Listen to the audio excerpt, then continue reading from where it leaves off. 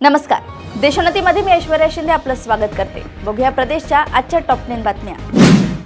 यंदाच्या विधानसभा निवडणुकीत बच्चू कडूंचा पराभव झाल्याने अमरावती जिल्ह्यातील राणा आणि कडू यांच्यातील वाद पुन्हा उफाळून आलाय।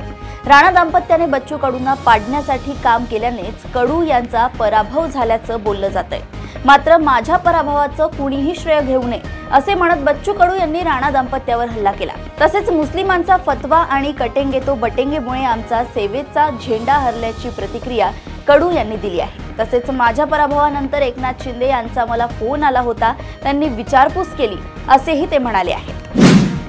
राज्यघटना आणि लोकशाहीच्या सुरू असलेल्या थट्टेचा निषेध करण्यासाठी ज्येष्ठ सामाजिक कार्यकर्ते डॉक्टर बाबा आढाव यांनी आजपासून 3 दिवस आत्मक्लेश उपोषण सुरू केले आहे। महात्मा फुले यांच्या पुण्यतिथीचे औचित्य साधून महात्मा फुले वाडा येथे आत्मक्लेश उपोषण सुरू झाले। बाबा आढाव यांनी वयाची 95 वर्षे पूर्ण केली आहे। निवडणुकीच्या तोंडावर पैसे वाटप करणारी सरकारी योजना जाहीर करणे म्हणजे भ्रष्टाचाराला अधिकृत करणे आहे। त्यावर निवडणूक आयोगाने कसलाही आक्षेप न घेणे अनाकलनीय आहे असे मत बाबा आढाव यांनी व्यक्त केले। महाराष्ट्र नवनिर्माण सेनेला विधानसभा निवडणुकीत पराभवाचा मोठा धक्का बसल्यानंतर पक्षाध्यक्ष राज ठाकरे अलर्ट झाले आहेत। मुंबईतील उमेदवारांसोबत काल चिंतन बैठक झाल्यानंतर ते आज पुण्यात दाखल झाले। यावेळी राज ठाकरे यांनी मुंबई वगळता राज्याच्या अन्य भागांतील पराभूत उमेदवारांसोबत चर्चा केली। पुण्यातील या बैठकीत राज ठाकरे यांनी ईव्हीएमवर संशय व्यक्त केल्याची माहिती मनसे नेते बाबू वागसकर यांनी दिली। ईव्हीएम संदर्भात पुरावे गोळा करण्याचे आदेश राज ठाकरे यांनी बैठकीत दिले। राज्यभरात झालेल्या निवडणुकीचा आढावा आज राज ठाकरेंनी घेतलाय। वाहनासाठी पसंतीचा क्रमांक हवा असेल तर आरटीओ कार्यालयात जाण्याची अर्ज करण्याची कटकट आता संपली आहे। परिवहन विभागाने पसंतीच्या क्रमांकासाठी सॉफ्टवेअर विकसित केले असून ही सेवा राज्यभरातील आरटीओ कार्यालयांशी संलग्न करण्यात आली आहे। चंद्रपूर आरटीओ कार्यालयात सोमवार दिनांक 25 नोव्हेंबर पासून ही सुविधा सुरू झाली आहे। त्यामुळे नागरिकांना आता घर बसल्या ऑनलाईन अर्ज व शुल्क भरून पसंतीचा क्रमांक मिळणार आहे।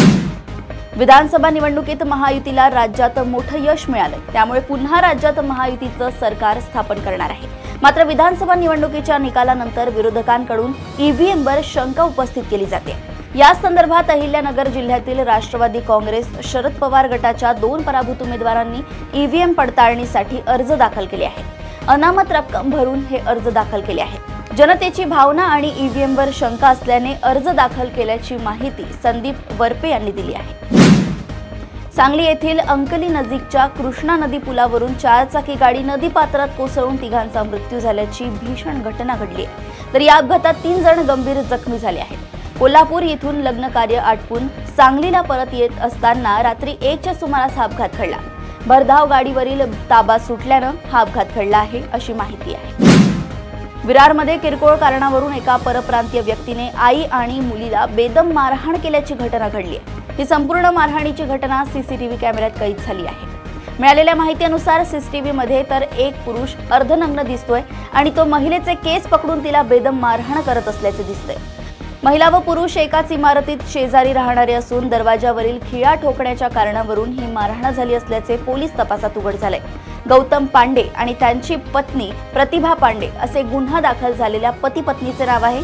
रीना धुरी आणि निशा धुरी असे मारहाण झालेल्या आई आणि मुलीचे नाव आहे। देशातील साखर उद्योगाविरोधात आंतरराष्ट्रीय षडयंत्र रचलं जात असल्याचे वक्तव्य राष्ट्रीय साखर महासंघाचे अध्यक्ष हर्षवर्धन पाटील यांनी केले। याचा मोठा परिणाम महाराष्ट्र, गुजरात आणि कर्नाटक राज्यातील साखर उद्योगाला होणार असल्याचे पाटील म्हणाले आहेत। या सगळ्यांमागे डोमेस्टिक मार्केटमधील साखर खरेदी केली जाऊ नये असा कट असल्याचं त्यांचं म्हणणं आहे। आपला देश साखर इथेनॉलमध्ये पुढे चालला आहे, त्यामुळे षडयंत्र रचलं जात असल्याचं त्यांनी म्हटले आहे।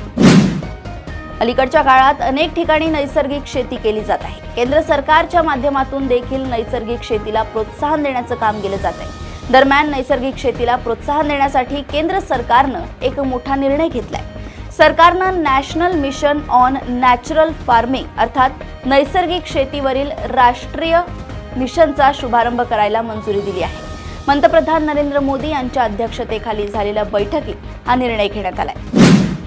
राज्याच्या मुख्यमंत्री पदाच्या शर्यतीत आधीपासूनच मवाळ भूमिका घेणाऱ्या अजितदादांच्या राष्ट्रवादीने महायुतीत 9 कॅबिनेट आणि 3 राज्यमंत्री पदाची मागणी केल्याची माहिती पुढे आली आहे। सध्या असलेल्या मंत्र्यांपैकी 7 जणांना पुन्हा संधी मिळण्याची शक्यता आहे। यंदा राष्ट्रवादी काँग्रेस पक्षाकडून युवा चेहऱ्यांना संधी दिली जाण्याची शक्यता असून अशी माहिती सूत्रांकडून पुढे आली आहे। त्यामुळे या पदावर आता कुणाची वर्णी लागते हे पाहणं महत्त्वाचं ठरणार आहे। प्रदेशातील अशाच टॉप 10 बातम्या जाणून घेण्यासाठी बघत रहा देशोन्नती। आणि अजूनही तुम्ही आमच्या चॅनलला लाईक आणि सबस्क्राईब केलं नसेल तर लगेच लाईक आणि सबस्क्राईब करा आणि बघत रहा देशोन्नती। नमस्कार। ठळक घडामोडींसाठी देशोन्नती न्यूज चॅनलला सबस्क्राईब करा आणि बेल आयकॉन प्रेस करा।